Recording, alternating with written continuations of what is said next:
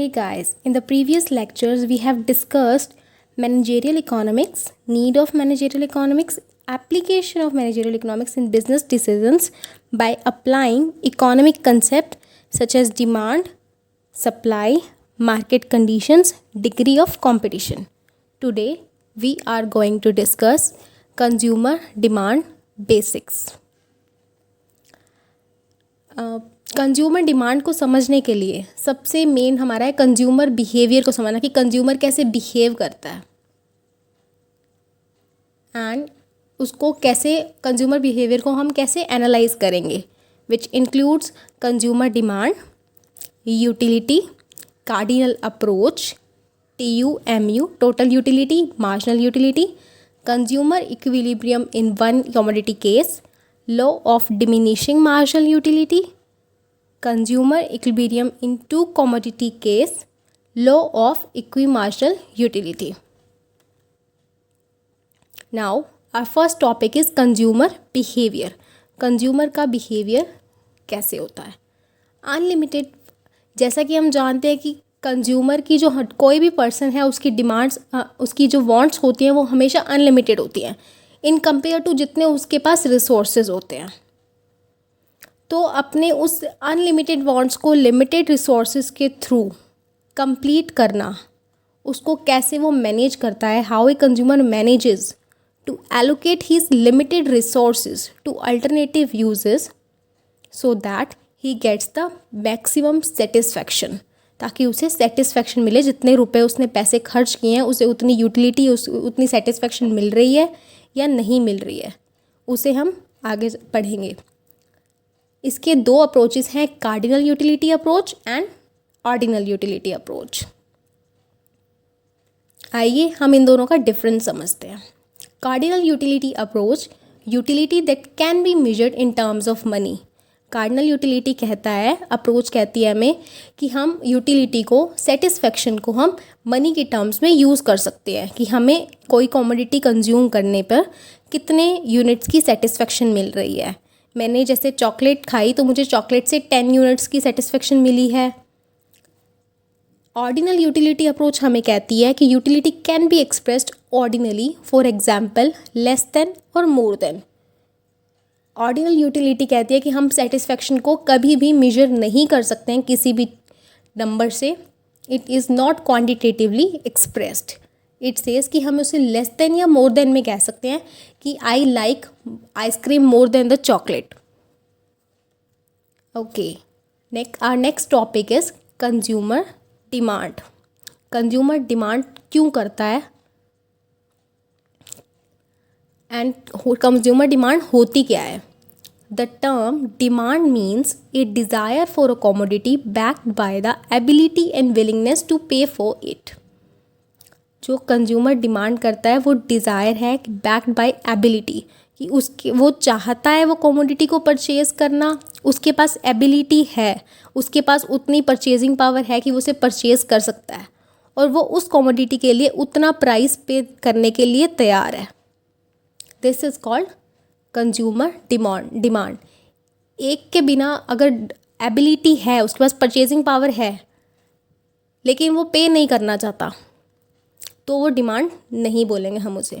For example, if a man wants to buy a car, he doesn't have sufficient money, his want is not demand.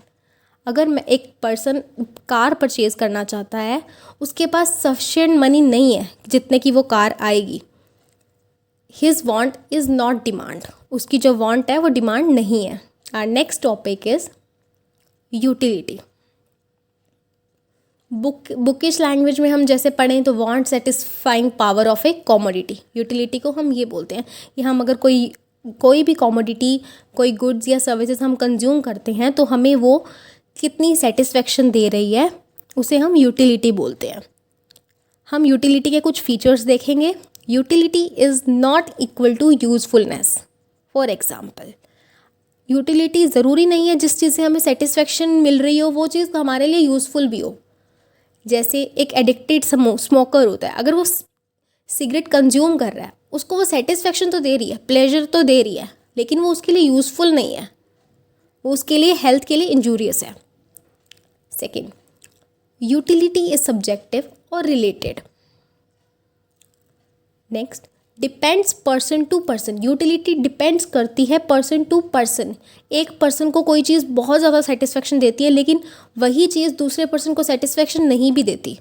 For example, non veg has no utility for pure vegetarian. Non veg जो है वो vegetarian के लिए कोई utility provide नहीं करता।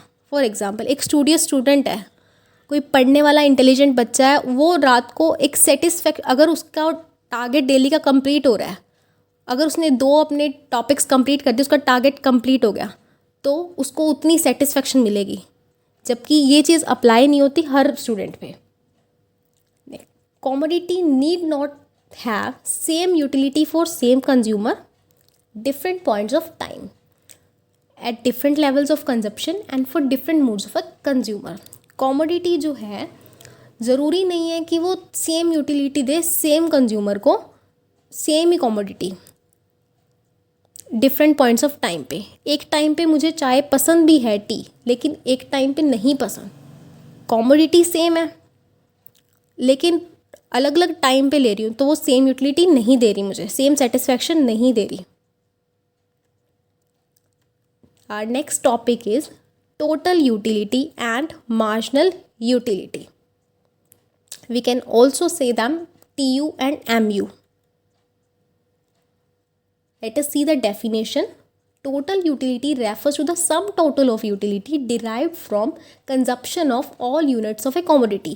एक consumer एक ही कॉमोडिटी के कितने यूनिट्स ले रहा है, उस टोटल यूनिट्स का जब हम टोटल करते हैं तो उसे बोलते हैं टोटल यूटिलिटी। मार्जिनल यूटिलिटी क्या होती है? Refers to additional utility on account of consumption of an additional unit of a commodity. Marginal utility वो होती है जो हमें every successive unit, every additional unit से हमें जो satisfaction additional मिल रही है वो होती है marginal utility. Let us see the table. commodity X, जब हम 1 यूनिट ले रहे हैं तो हमें marginal utility हमें 100 मिल रही है, टोटल यूटिलिटी हमें 100 मिल रही है। जब हम अपनी सेकेंड यूनिट लेते हैं कमोडिटी एक्स की, तो हमें मार्जिनल यूटिलिटी थोड़ी सी कम मिलती है। जैसे मुझे सेटिस्फेक्शन, मैं चॉकलेट लेती हूँ, मेरी चॉकलेट, डार्क चॉकलेट्स मेरी फेवरेट है।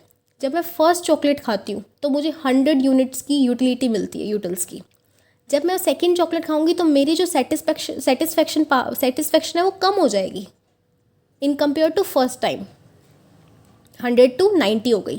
Total utility is the sum total of sigma M U. Okay, तो 100 + 90 इज़ 190।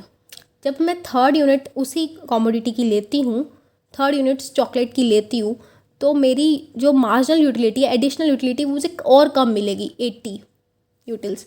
And total utility 190 + 80 270। ये ऐसे इंक्रीज होता जाएगा।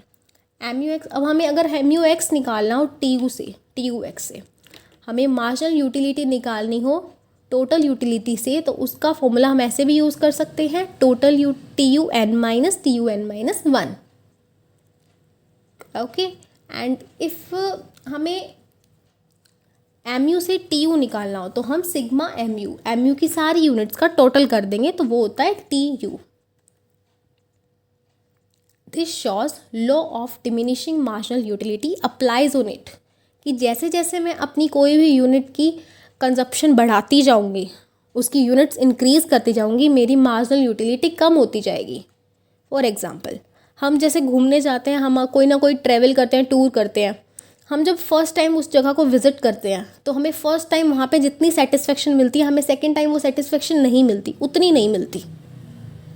क्यों? क्योंकि फर्स्ट टाइम हम उसे एक्सप्लोर करते हैं, तो हम फर्स्ट टाइम हमें जो सेटिस्फेक्शन मिलेगी उससे कम मिलेगी नेक्स्ट टाइम। और अगर थर्ड टाइम हम उसी जगह को विजिट करेंगे तो हमें धीरे धीरे उस जगह में इंटरेस्ट खत्म हो जाएगा, तो मार्जिनल यूटिलिटी नेगेटिव भी जाती है, लास्ट तक आते आते 0 होगी, फिर नेगेटिव होगी। Let us study with this diagram की रिलेशनशिप क्या है TU एंड MU का। Total utility increases as long as MU is positive. देखिए अपने डायग्राम में कि TU जब तक इंक्रीज़ होता है जब तक MU पॉजिटिव है। 10 से 5 यूनिट्स तक जब तक MU आता है तब तक TU पॉजिटिव है. When MU is zero TU is maximum. जब MU ज़ीरो हो जाता है जब TU मैक्सिमम है. When MU is negative TU starts diminishing. जब MU नेगेटिव हो जाता है TU स्टार्ट्स डिक्लाइनिंग. TU अपने मैक्सिमम पॉइंट पे आने के बाद डिक्लाइन होना शुरू हो जाता है. Decreasing MU implies that TU is increasing at diminishing rate. हमें MU डिक्रीजिंग क्या दिखा रही है कि TU is increasing at diminishing rate. चलो हम देखते हैं law of diminishing marginal utility क्या कहता है कि मार्जिनल यूटिलिटी डिक्लाइन ही क्यों करती है. किसी भी हम कोई भी कॉमोडिटी लेते हैं, अगर हमें वो पसंद भी होती है फिर भी कहीं ना कहीं हमारी सेटिस्फेक्शन कम क्यों होती है. Law of diminishing marginal utility states that as more and more units of a commodity are consumed, marginal utility derived from every additional unit must decline. जैसे जैसे हम अब एक ही कॉमोडिटी की बार बार units more and more units consume करते हैं तो हमारी जो मार्जिनल यूटिलिटी, जो हमें सेटिस्फेक्शन मिलती है, एडिशनल सेटिस्फेक्शन जो हमें एवरी एडिशनल यूनिट से मिलती है, वो कम होती है. It happens in respect of all goods and services if two basic assumptions are fulfilled. अगर दो अजम्पशंस फुलफिल होती हैं तभी ये law of marginal diminishing marginal utility apply होता है. First assumption, only standard units of a commodity are consume. जब standard units ही कंज्यूम होगी तभी वो अप्लाई होगा. जैसे एक कप ऑफ टी, एक एक कप ऑफ टी या एक एक चॉकलेट खाऊंगी तभी वो अप्लाई होगा. अगर मैं बोल रही हूँ कि मैं एक बाइट आज ले रही हूँ, एक बाइट अब ले ली, एक बाइट बाद में ले ली, स्टैंडर्ड यूनिट्स ही लेनी है, not very small, not very large. Consumption of commodity continuous. जो कॉमोडिटी का कंजप्शन है वो कंटिन्यूस होना चाहिए. ऐसा नहीं है कि आज हम एक कॉमोडिटी ले रहे हैं, कल हम एक कॉमोडिटी का वो यूनिट ले रहे हैं. इससे लॉ ऑफ डिमिनिशिंग मार्जिनलिटी अप्लाई नहीं होगा अगर ये अजम्पशंस फुलफिल नहीं होती हैं. तो हमारा नेक्स्ट टॉपिक है consumer equilibrium one commodity case. कि कंज्यूमर कब इक्विलिब्रियम में पहुंचेगा, कंज्यूमर इक्विलिब्रियम होता क्या है. पहले हम ये देखते हैं कि हमें इक्विलिब्रियम क्या होता है. Consumer equilibrium is in equilibrium when given his income and market prices. कि उसकी इनकम सेम है कंज्यूमर की, उसके मार्केट में जो कॉमोडिटी कंज्यूम करने जा रहा है उसके प्राइसेस सेम है. वो अपना एक्सपेंडिचर इस तरीके से प्लान करता है कि उसको मैक्सिमम सेटिस्फेक्शन मिलती है. कि वो कितनी कॉमोडिटीज़ खरीदेगा कि उसे मैक्सिमम सेटिस्फेक्शन मिलेगी, वो इक्विलिब्रियम पे पहुंच जाए. और वो कॉमोडिटी को जब परचेज करेगा उस पर तीन चीज़ें इफ़ेक्ट करती हैं. तीन फैक्टर्स होते हैं. प्राइस ऑफ अ कॉमोडिटी, उस कॉमोडिटी का प्राइस क्या है. मार्जिनल यूटिलिटी ऑफ कॉमोडिटी, उस कॉमोडिटी की मार्जिनल यूटिलिटी, उस कॉमोडिटी से मुझे कितनी सेटिस्फेक्शन मिल रही है. मार्जिनल यूटिलिटी ऑफ मनी, उस कॉमोडिटी मतलब मार्जिनल यूटिलिटी ऑफ मनी, जो मनी की वर्थ है, refers to worth of money. उसके लिए जो मनी की 1 रुपी ऑफ मनी उसे कितना रिटर्न कर रहा है, वो हर एक पेनी जो वो अपनी स्पेंड कर रहा है उसे उसके का कितना रिटर्न मिल रहा है, ये डिपेंड करता है. हम इसे कंज्यूमर इक्विलिब्रियम को कुछ डायग्राम और टेबल से देखते हैं, एग्जाम्पल से. ओके, जब कंज्यूमर अपना फर्स्ट यूनिट 20 यूटिल्स ले रहा है, जब कंज्यूमर फर्स्ट यूनिट लेता है, कंज्यूम करता है, तो उसको 20 यूटिल्स का सेटिस्फेक्शन मिलता है. प्राइस कांस्टेंट है, जैसे हमने पढ़ा था प्राइस और इनकम उसकी कांस्टेंट रहेगी 4. उसको 20, हमारा फॉर्मूला क्या बताता है कि जब मार्जिनल यूटिलिटी, हमारी कंडीशन देखते हैं पहले. हमारी कंडीशन है MUX/PX is equal to MUM is equal to 1. जब हमारी marginal utility of commodity divide by price of that commodity is MUM, जो वो MUM के इक्वल आ जाती है तो कंज्यूमर इक्विलिब्रियम में होता है. जब वो फर्स्ट कॉमोडिटी कंज्यूम कर रहा है तो उसे 20 यूटिल्स का सेटिस्फेक्शन मिल रहा है, प्राइस वो 4 पे कर रहा है, लेकिन उसको marginal utility of money 5 rupees है. मतलब उसने एक्सपेक्ट किया था कि उसको 5 रुपी पे करने पड़ेंगे, लेकिन उसको पे करने पड़े 4 रुपीज़. तो 1 रुपये उसका क्या हुआ, कंज्यूमर सरप्लस, मतलब उसको 1 रुपये का बेनिफिट हो गया। जैसे फॉर एग्जांपल हम देख सकते हैं कि हम कभी मार्केट में, मैं एक मार्केट से ड्रेस लेके आई, 500 रुपीज़ की थी। जब मैंने देखा कि मेरी फ्रेंड उसे 1000 में लेके आई है कहीं से परचेज़ करके, तो मुझे सेटिस्फेक्शन मिलेगी मुझे कि मेरे को 500 का बेनिफिट हो गया, 500 का मुझे कंज्यूमर सरप्लस हुआ। मैंने एक्सपेक्ट किया था कि मुझे 1000 की मिलेगी, लेकिन मुझे 500 में मिल गई। सेकेंड, 18 यूटिल्स की, सेकेंड यूनिट जब वो कंज्यूम करता है तो 18 यूटिल्स की मिलती है सेटिस्फेक्शन, एंड प्राइस उसका सेम कंजक्शन 4 है, MUM उसे 4.5 मिलती है। थर्ड यूनिट जब वो कंज्यूम करता है तो उसका मार्जिनल यूटिलिटी ऑफ कमोडिटी उसे कमोडिटी से कितना मिल रहा है, 16 यूटिल्स, लेकिन प्राइस उसे कितना मिल रहा है, प्राइस उसका कितना था, 4 रुपीज़। तो MUM marginal utility of money उसकी लग रही है 4। आप इसे चेक कर सकते हो कि 16 divide by 4 is equal to 4। Marginal utility of जितना उसने एक्सपेक्ट किया था 4 रुपीज़, उतना ही उसे, जितनी उसने एक्सपेक्ट किया था उतना ही उसे प्राइस लगा है, तो उस जगह पे वो इक्विलिब्रियम में पहुंच जाता है। इससे ज़्यादा या इससे कम उसे सेटिस्फेक्शन वो इक्विलिब्रियम में नहीं होगा। अगर वो यूनिट इससे कम लेता है या इससे ज़्यादा लेता है 3 यूनिट से, तो वो इक्विलिब्रियम में नहीं होगा। When price he is willing to pay is price he actually pays is when he consumes 3 units of a commodity X. MUX upon PX हमें rupee worth of satisfaction that consumer gets, and MUM rupee worth of satisfaction that consumer expects to get. We understood that? Okay. Our next topic, consumer equilibrium in 2 commodity case. हम जानते हैं कि real world में ऐसा possible नहीं है कि consumer एक ही कमोडिटी को कंज्यूम करे। रियल वर्ल्ड में कंज्यूमर बहुत सारी गुड्स को, सर्विसेज को कंज्यूम करता है। तो अब हम काफ़ी सारे गुड्स का नहीं ले सकते, लेकिन हम इसे ईजी बनाने के लिए हम 2 कमोडिटी केस देखेंगे। ये एप्लीकेबल है मल्टीपल कमोडिटी पे भी। क्वेश्चन क्या उठता है हमारा, how does a consumer consuming multiple goods reaches it's equilibrium. Equilibrium पे कैसे पहुंचेगा कंज्यूमर मल्टीपल गुड्स को कंज्यूम करते करते। Law of equi marginal utility के थ्रू ये हमें बताता है। This law states that consumer consume various goods in such quantities marginal utility derived that per unit of expenditure from each good is same.